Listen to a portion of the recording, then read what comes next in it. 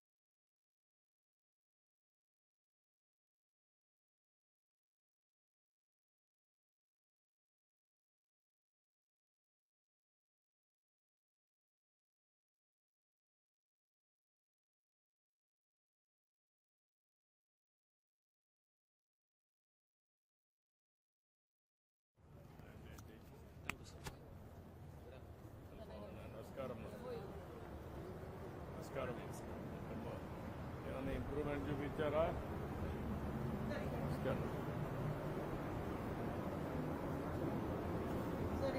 MOU between Tanera sir, turn it. Tanera వాళ్ళకి మనం ఇస్తున్నాం సార్. వాళ్ళు మన ఊర్లోకి వచ్చి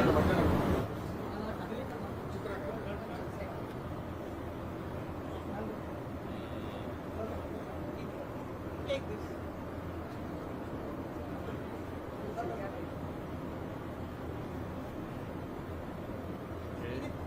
Good. Happy anniversary. Sir, Happy anniversary. sir, Thank you. Birla Group sir. Good luck. Birla Group, they are taking mana products and putting in their showroom sir. started their own brand name. That's a- called Aadmi. Delhi, Hyderabad. They have showrooms. Only national level, international also you are having. You are having how many shops you are having? We have the 4 showrooms rather than 4. we are on Adil Bakri. They are local. End to end you are working? The designing, you were to consumer. Okay, good. Sir ఇది వెంకటగిరి సంస్థానం వాళ్ళకి revival చేస్తున్నారు sir. Tata group వాళ్ళు, Tata trust వాళ్ళు. What is this? Srikalahasteeswara ఆలయంలో గురు దక్షిణామూర్తి అభిషేక సేవ ఘనంగా నిర్వహించారు. వివిధ రకాల సుగంధ ద్రవ్యాలతో స్వామివారికి అభిషేకాలు జరిపారు. వివిధ రకాల పుష్పాలు, బంగారు ఆభరణాలతో స్వామివారిని కొలువు తీర్చారు. అధిక సంఖ్యలో భక్తులు స్వామివారి అభిషేక సేవలో పాల్గొన్నారు.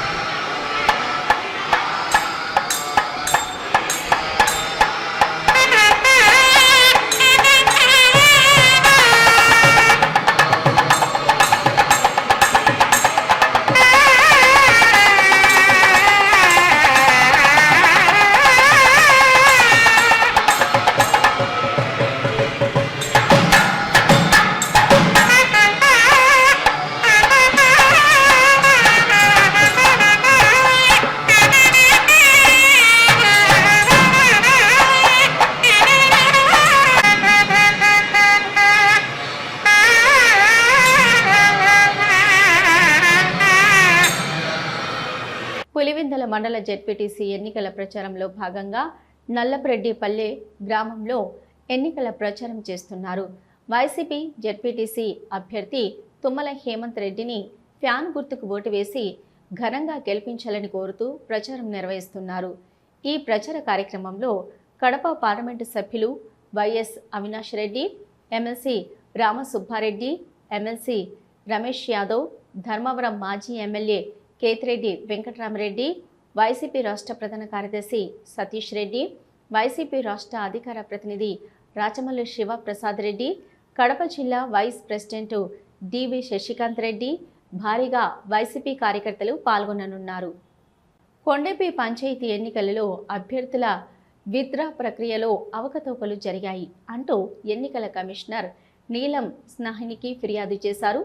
మాజీ మంత్రులు ఆదిమూలపు సురేష్, మాజీ ఎమ్మెల్యే మల్లాది విష్ణు మరియు వెల్లంపల్లి శ్రీనివాసరావు సుమారు 14 సంవత్సరాల తర్వాత కొండెపిలో జరుగుతున్న పంచాయతీ ఎన్నికలలో వైసీపీ సర్పంచ్ అభ్యర్థిగా నామినేషన్ వేసిన పల్లె మేరీ సంతకాన్ని ఫోర్జరీ చేసి నామినేషన్ విత్డ్రా చేశారని, నామినేషన్ విత్డ్రా ప్రక్రియలో అవకతవకలు జరిగాయని ఏకపక్షంగా గ్రామ సర్పంచ్ని ప్రకటించారని, ప్రజాస్వామ్యాన్ని కూనీ చేశారని ఫిర్యాదు చేశారు. వైఎస్ఆర్ కాంగ్రెస్ పార్టీ అభ్యర్థుల్ని నామినేషన్ వేయకుండా అడ్డగించాలి. ఎవరు నామినేషన్ వేస్తారో చూద్దాం. ఏ మగాడు, దమ్మున్న మగాడు ఎవరున్నారు ఈ కొండెపి గ్రామ పంచాయతీలో నామినేషన్ వేయడానికి మేము చూస్తామని చెప్పి బెదిరింపులకు దిగి పూర్తిగా అభ్యర్థులందరినీ కూడా ఆ యొక్క పంచాయతీకి సంబంధించినటువంటి వార్డుల్లో, అలాగే సర్పంచ్ అభ్యర్థుల్లో, దళిత అభ్యర్థులందరినీ కూడా బెదిరించే కార్యక్రమం మొదలుపెట్టడం జరిగింది. ఏదో విధంగా వైఎస్ఆర్ కాంగ్రెస్ పార్టీ అన్ని అడ్డంకులను ఎదుర్కొని వాళ్ళు ఎన్ని ప్రలోభాలు పెట్టినా, ఎన్ని బెదిరింపులు చేసినా, ఇళ్ల మీదకి దాడికి దిగినా కూడా ఎదురొడ్డి నామినేషన్లు వేశారు. నామినేషన్లు వేసిన తర్వాత నామినేషన్లు విత్డ్రా ప్రక్రియ ఇంకా ఘోరంగా జరిగింది. ఆ నామినేషన్ ప్రక్రియలో ఫోర్జరీ సంతకంతో పల్లె మేరీ అనే అభ్యర్థిగా ఆవిడ నామినేషన్ వేస్తే ఆ నామినేషన్ను ఫోర్జరీ సంతకంతో విత్డ్రా చేసి ఏకపక్షంగా ఆ గ్రామ పంచాయతీ సర్పంచ్ ఎన్నికలను డిక్లేర్ చేసుకోవడం ప్రజాస్వామ్యం కూలి అయిన పరిస్థితి కొండెపి. మాజీ మంత్రి గుంటూరు జిల్లా వైఎస్ఆర్సీపీ అధ్యక్షులు అంబటి రాంబాబు ప్రెస్ మీట్ నిర్వహించారు.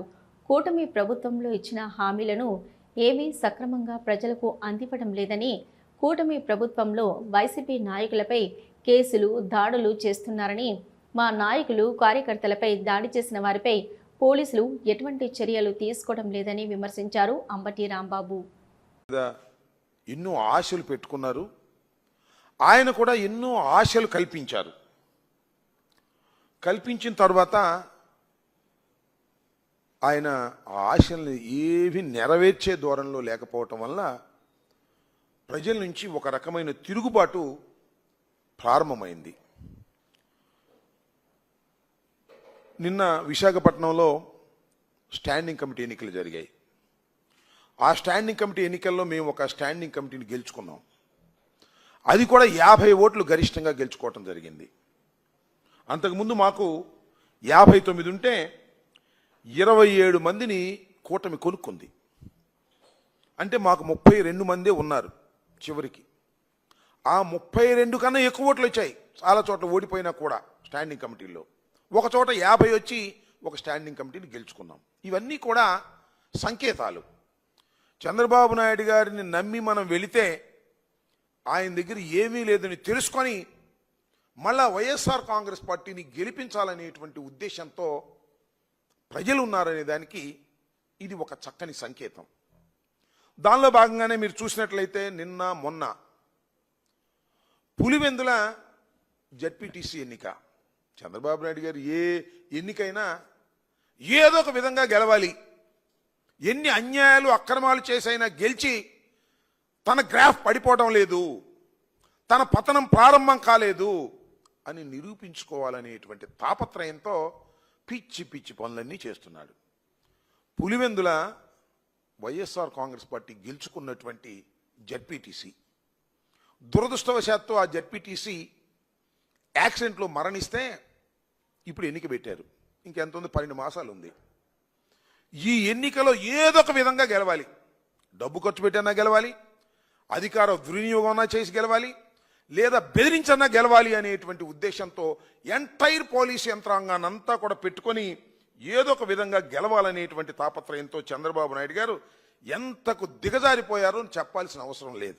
శాంతి భద్రతలు కాపాడవలసిన బాధ్యతల్లో ఉన్న డీఐజీ కోయ ప్రవీణ్ జెడ్పీటీసీ ఎన్నికల ప్రచారంలో వైసీపీ వారిపై దాడి చేసిన వారిపై ఎందుకు చర్యలు తీసుకోలేదని అడిగిన ప్రసన్నకు ఆయన సమాధానం ఆయన మాటల్లోనే విందాం.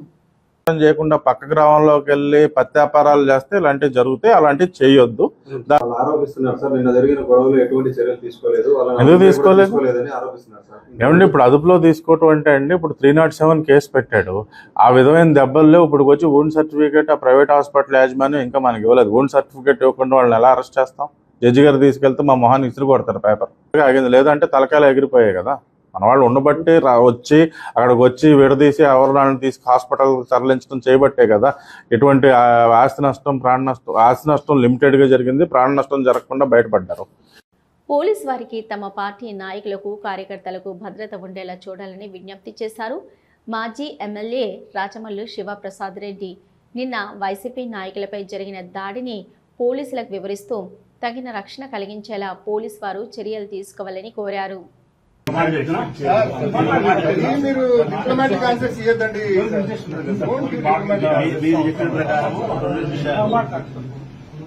మీరు చెప్పిన ప్రకారము జరగబోయే ప్రతి నేరానికి పోలీసులు ఏమి గ్యారెంటీ ఉంటారని నేను అనుకోను. ఎందుకంటే మీకేం కాలజ్ఞానం తెలియదు, ఊహించగలుగుతారు. ఇక్కడ జరగచ్చు, జరగకపోవచ్చు. ఈ ఎలిమెంట్స్ ఒకసారి మీ ఊహ కరెక్ట్ అవుతుంది, ఒకసారి మీ ఊహ కూడా నేరం జరుగుతుంది. సో మిమ్మల్ని నా బాధ ఏంటంటే నేరం జరిగిన తర్వాత మళ్ళా నేరం జరగకుండా మీరు జాగ్రత్తలు తీసుకోవడం మీ బాధ్యత. ఇక్కడ నా బాధ ఏంటంటే నిన్న ఎవడు కిరికిరి భాష అనేవాడు, విజయ్ కుమార్ అనేవాడు ఎవడైతే దాడి చేసి ఉన్నాడో, హత్యా ప్రయత్నం చేసినాడో 307 సెక్షన్లో ముద్దాయి నిన్నైనాడు 300 అయినాడు. నిన్న 307లో ముద్దాయిన వ్యక్తులు 24 గంటలు గడవక ముందే మరొక 307లో ముద్దాయిలు అవుతున్నారు. 2-4 కిలోమీటర్ల లోపలంటే అందరూ చేనేత కార్మికులు అని పిలుస్తారు, నేను మాత్రం చేనేత కళాకారులు అని పిలుస్తానని ఉద్ఘాటించారు మంత్రి నారా లోకేష్. చేనేత కళాకారుల గురించి నారా లోకేష్ మాట్లాడుతూ చేనేత కుటుంబాలకు తాను ఎల్లవేళలా అందుబాటులో ఉంటూ వారి అభివృద్ధికి కృషి చేస్తానని హామీ ఇచ్చారు. మంగళగిరి నియోజకవర్గంలో జాతీయ చేనేత దినోత్సవం జరుపుకుంటాం నా అదృష్టంగా నేను భావిస్తున్నా.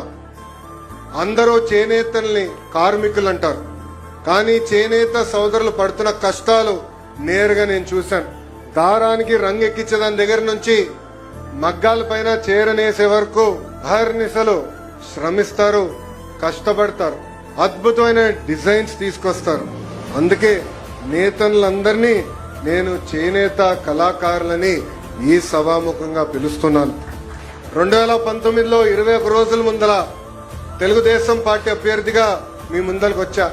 మంగళగిరి నియోజకవర్గంలో 5300 ఓట్లతో ఓడిపోయా. కానీ మంగళగిరి పట్టణం ఆనాడు నాకు 7000 ఓట్ల మెజారిటీ ఇచ్చింది.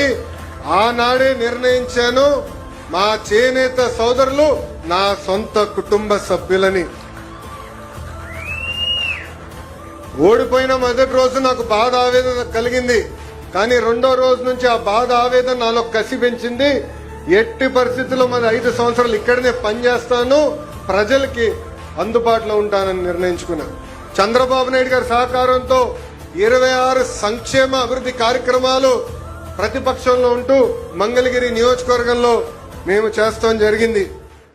చేనేత దినోత్సవాన్ని పురస్కరించుకుని సిరిసిల్ల పట్టణంలోని పాత బస్టాండ్ వద్ద ఉన్న నేతన్న విగ్రహానికి కలెక్టర్ సందీప్ కుమార్ ఝా పూలమాలలు వేశారు. ఈ సందర్భంగా సిరిసిల్ల వస్త్ర పరిశ్రమకు ప్రజాప్రభుత్వం అందిస్తున్న సహాయ సహకారాలను వారు వివరించారు.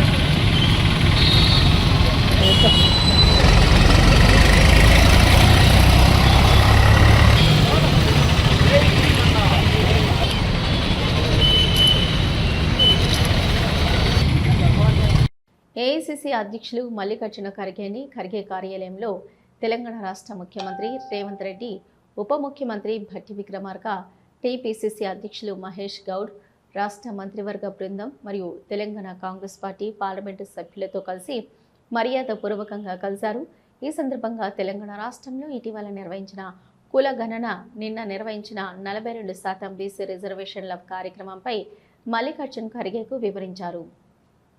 ఖమ్మం జిల్లాలోని ప్రతి నియోజకవర్గానికి జాతీయ రహదారులు అనుసంధానమయ్యేలా ఖమ్మం జిల్లాని తీర్చిదిద్దడమే నా ఆశయమని, నా ఆలోచన. మనకు కలిగిన అవకాశాలతో ప్రజల సమష్టి అవసరాలను తీర్చగలిగినప్పుడే ఆ సంక్షేమం అనేది పారదర్శకంగా ప్రజలందరికీ చేరువగా అభివృద్ధికి దిక్సూచిగా ఉంటుందని ఎక్స్ వేదికగా మంత్రి తుమ్మల నాగేశ్వరరావు పోస్ట్ పెట్టారు. దేవరపల్లి రోడ్డు, సూర్యాపేట రోడ్డు నుంచి అమరావతి రోడ్డుకి ఆ కనెక్టివిటీ ఇస్తే ఈ రోడ్లు పూర్తయ్యే లోపల ఆ ఒక్క కనెక్టివిటీ 6 కిలోమీటర్లు చేయగలిగితే ఖమ్మానికి రింగ్ రోడ్డు ఫామ్ అవుతుంది. ఈ ప్రాంతం ఒక వెలుగులోకి వస్తుంది. ఈ ప్రాంతంలో రైతులు పండించేటటువంటి పంటలకి అటు రాజమండ్రికి కూడా అరగంటలో పోవచ్చు, ఇక్కడ నుంచి కేశవాపురం నుంచి ఖమ్మం అరగంటలో పోవచ్చు. ఎక్కడికి వెళ్లాలన్నా కూడా ఇప్పుడు మీరు ఖమ్మం టు రాజమండ్రి 1 అవర్ కంటే ఎక్కువ పట్టదు. ఇప్పుడు 4 గంటలు 5 గంటలు పోయేది. టైం ఒకటి కలిసి వస్తుంది, డిస్టెన్స్ ఒకటి కలిసి వస్తుంది, ఫ్యూయల్ కలిసి వస్తుంది, జాతీయ ఆదాయం పెరుగుద్ది. కాబట్టి రేపు భవిష్యత్తులో ఈ రహదారి అమ్మటి మీకు మార్కెట్స్ కావచ్చు, ఖమ్మం మార్కెట్ వస్తుంది, వైరా మార్కెట్ వస్తుంది, సత్తుపల్లి మార్కెట్ వస్తుంది. ఇవన్నీ ఎక్స్పోర్ట్ చేయాలన్నా రైతులు పండించిన పంటలన్నింటినీ ఎక్కడికి పోవాలన్నా వాళ్ళు గంటలో పట్టణానికి చేరుకునే అవకాశం వస్తుంది. వాల్యూ యాడెడ్ చేసేటటువంటి ఫ్యాక్టరీలు, ప్రాసెసింగ్ యూనిట్లు. కాబట్టి రహదారి రైతుల కోసం, రహదారి ప్రజా సౌకర్యం కోసం, రహదారి దేశ అభివృద్ధి కోసం. అందుకనే పట్టుబట్టి ఖమ్మం జిల్లా నిండా ప్రతి నియోజకవర్గంలో జాతీయ రహదారులు చేసే అవకాశం భగవంతుడు శ్రీరామచంద్రుడు మీరు నాకు కల్పించారు. అది ఎట్టి పరిస్థితులు ఈ టర్మ్ లో పూర్తి చేస్తారు. ఇవి ఇప్పటివరకున్న అప్డేట్స్. చూస్తూనే ఉండండి న్యూస్.